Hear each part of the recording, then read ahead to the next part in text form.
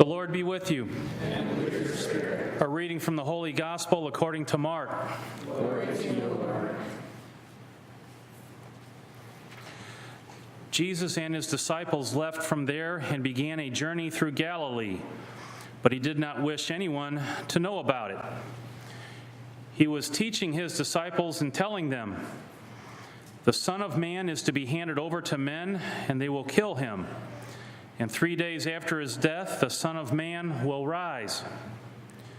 But they did not understand the saying, and they were afraid to question him. They came to Capernaum, and once inside the house, he began to ask them, "What were you arguing about on the way?" But they remained silent. They had been discussing amongst themselves on the way who was the greatest. Then he sat down, called the 12, and said to them, "If anyone wishes to be first, he shall be the last of all and the servant of all." Taking a child, he placed it in their midst, and putting his arms around it, he said to them, "Whoever receives one child such as this in my name receives me. And whoever receives me receives not me, but the one who sent me." The Gospel of the Lord. Praise to you, Lord Jesus Christ.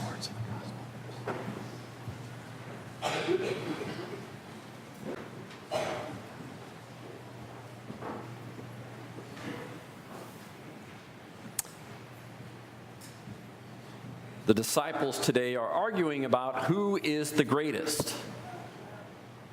And Jesus tells them who the greatest of all is. The greatest of all is the one who serves all. That is the greatest. And so today I want to talk about in our parish about one of the greatest in our parish who has died. His name is Doug Kaido, and he was born June 22nd, 1968. He was baptized as a baby here in our parish and grew up in our parish. At the age of 2, Doug contracted meningitis, and he was left developmentally disabled. His family cared for him. They made sure that he got the best schools. He went to several special schools. And there he learned how to speak, how to ride his bike. That bike would come important later. But his family and the neighbors and the community around him took care of Doug. And I think of the passage today, it took care of Doug as a kid. And whoever receives a little one like this receives me. And whoever receives me does not receive me, but the one who sent me. The people who befriended Doug and let Doug into their life experienced something. They might not be able to put a name on the experience, but what they experienced is they experienced Christ. Doug was disabled. And because of that, you could see how utterly dependent he was on others, on God in his life. He was utterly dependent. Could not survive without God and others. And that outward disability that showed in Doug is an internal disability that we all have. We all are poor. We are isolated, and we need one another. In other words, we need God. And maybe we deny it, we hide it, but in the end, we will never be free without reaching out to God and one another. We can look at it as a curse, but Doug saw it as a blessing. Maybe it's not a curse. Maybe it's a blessing after all, because Doug was connected to God. He didn't have to go through life alone, which is a true disability. And Doug was freed from his paralysis by connecting to God. So are we freed from our paralysis, our internal paralysis, by connecting to God. And who really was the blessing?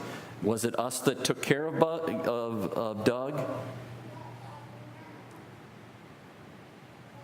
Or was it us who received Doug's blessing? Because Doug pushed us.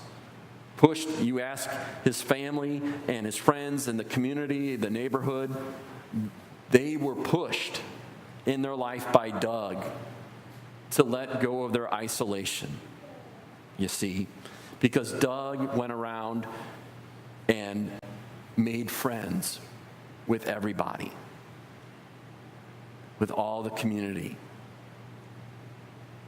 It's hard not to open your heart to somebody like Doug. He kind of forces you to if you knew Doug. And so Doug served us in doing that. That's one of the things that made him the greatest. Now, Doug has been in the hospital and the nursing home for the past 5 years. But if you have lived in Hillsboro longer than the past 5 years, you might have seen Doug on his bike, back to his bike. He'd be riding around the area. And one of the things that he first started doing was he started collecting aluminum. And you could see Doug with his bags, riding bags of aluminum, riding all over Hillsboro. And then Doug went a little bit further, and Doug began to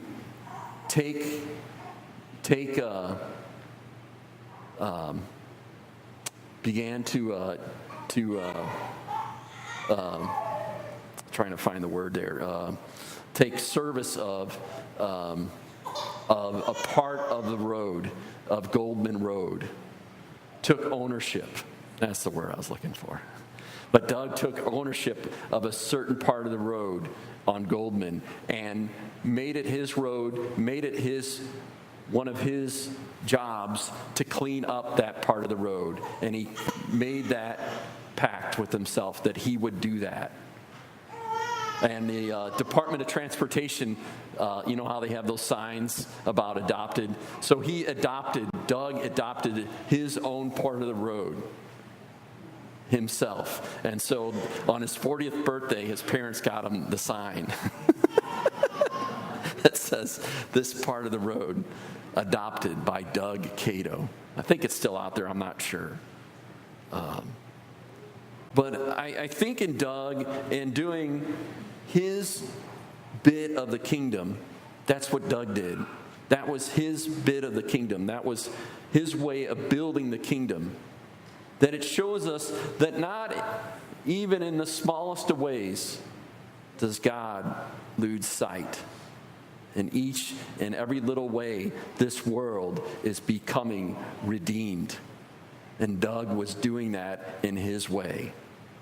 And I think Doug has a lot to teach us then about dignity of work, having dignity in our work, finding a way to build the kingdom.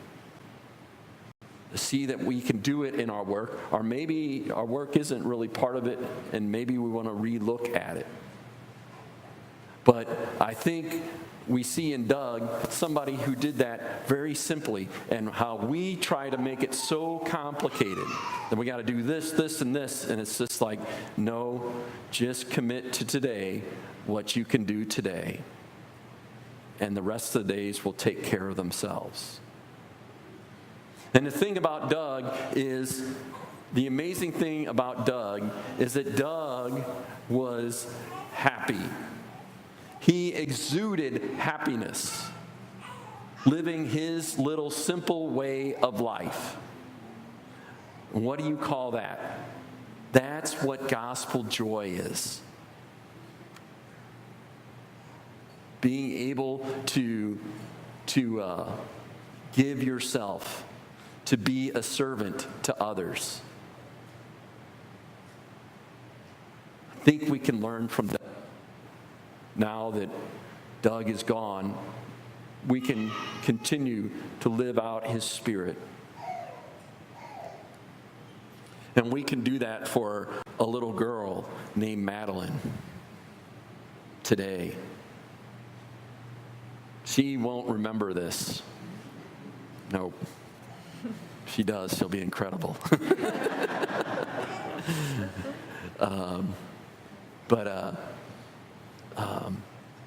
She's a little one, and she's one of our great ones right now in our life. And whoever receives her receives Christ. And so we receive her today, and that we, like Doug, can make the world a better place for Madelyn.